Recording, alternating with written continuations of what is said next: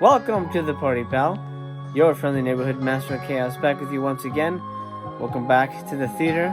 Your seat is still here, and it's nice and warm. Don't ask why. I have plenty of Celtic sea salt and bananas, so don't be afraid to dig in. Today, we're going to be watching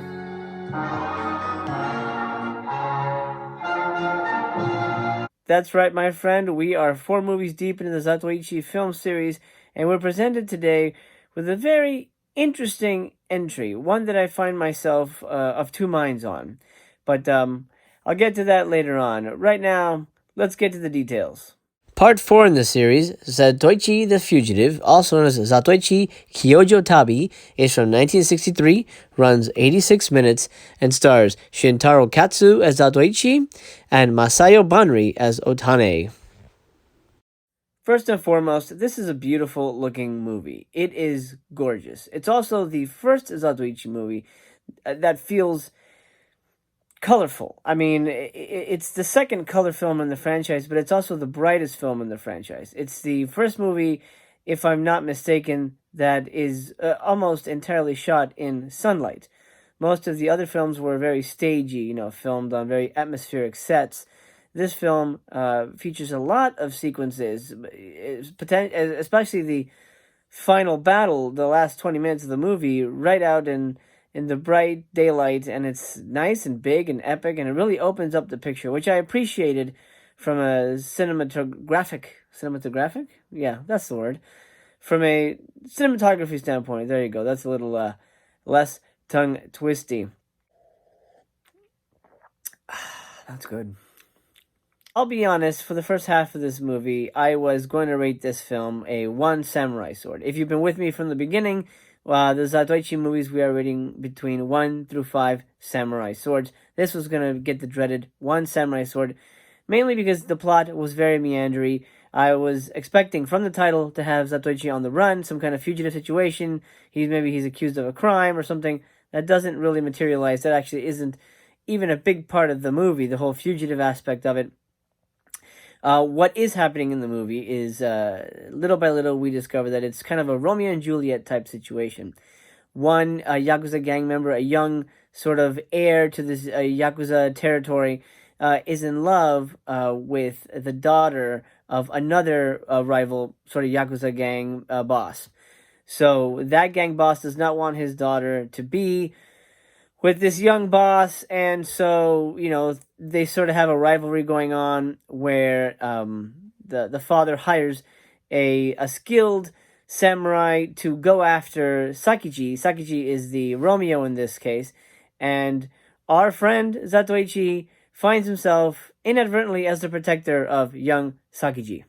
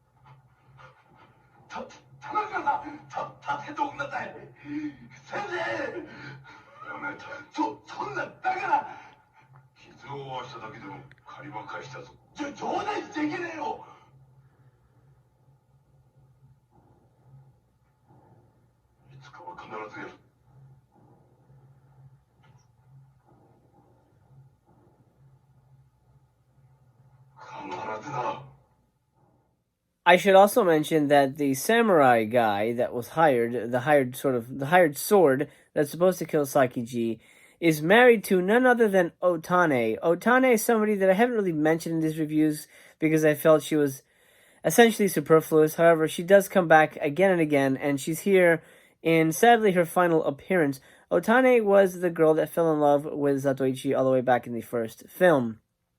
Here, she is married to this sort of wicked, greedy samurai guy, and it sort of adds a little more drama to the proceedings. As a matter of fact, the reason I was going to rate this one so low is because it felt more like a soap opera than a balls-to-the-wall samurai film. But the last 20 minutes of the movie really makes up for it.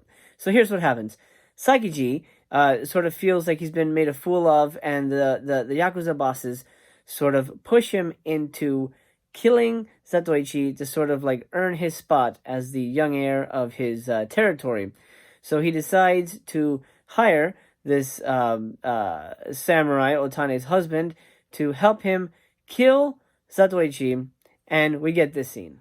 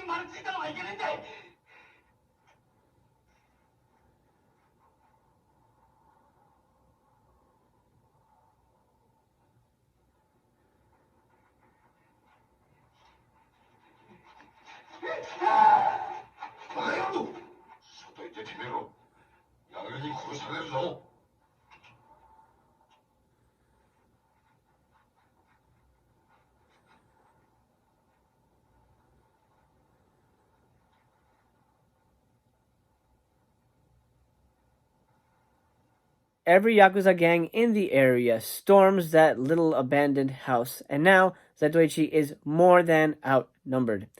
The samurai and Ohtani have an argument. She wants him to not kill Zatoichi and leave him alone, and of course the samurai will not listen to any advice from the woman that he knows once loved Zatoichi. So what does he do? Spoiler alert, he kills her. The reason I'm giving that away is because it plays into the finale of the picture. Ohtani dies, Zatoichi finds out about it, and he goes batshit crazy.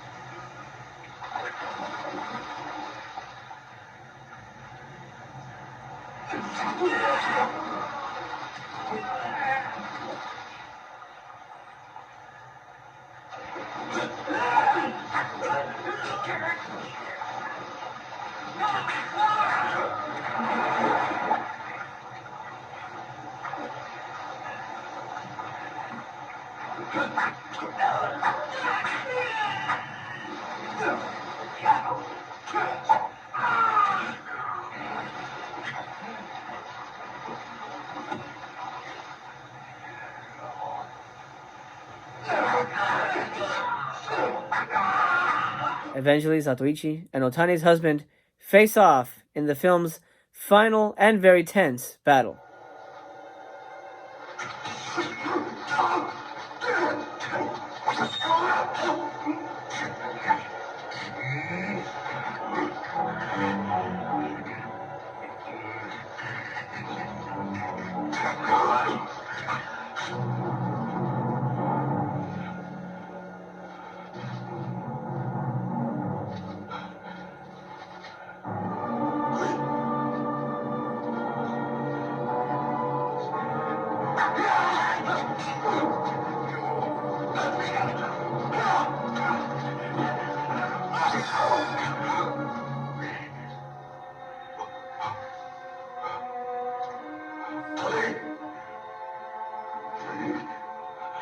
The last 20 minutes of this movie really saves the picture. I was going to rate it pretty low. I'm still going to rate it low, but not as low as I was originally setting out to do. The reason it gets this low rating from me is because the plot is not very cohesive. You know, we're expecting a fugitive type movie, and that does not materialize at all, which is unfortunate. What we do get is too many characters, too many random kind of soap opera type scenes, and not enough fighting. There are, like I think I mentioned, 2 big fight scenes in this film, and this is an action picture, and we don't really get any action until the last 20 minutes, which I give you are really great, really gritty. It's the first real gritty, epic Zatoichi fight. I mean, in the past he's gone up against maybe 10 guys. Here he's going up against 30 guys, and it's awesome. You know, it's epic to watch. We're out in the bright sun. It feels realistic. It doesn't feel rehearsed or choreographed. It just feels like a wild, actual samurai fight, you know, in the dirt. And I really appreciate that. So that definitely raises the material for me, but really by only 1 point. So I'm going to give this film, Zatoichi the Fugitive, only, I hate to say it, 2 samurai swords. Mainly because I was very confused for the first half of this movie. I just didn't know where it was going to go. I didn't know what the plot was. The film even begins with Santoichi sumo fighting, and it's just kind of a random, like, throwaway thing.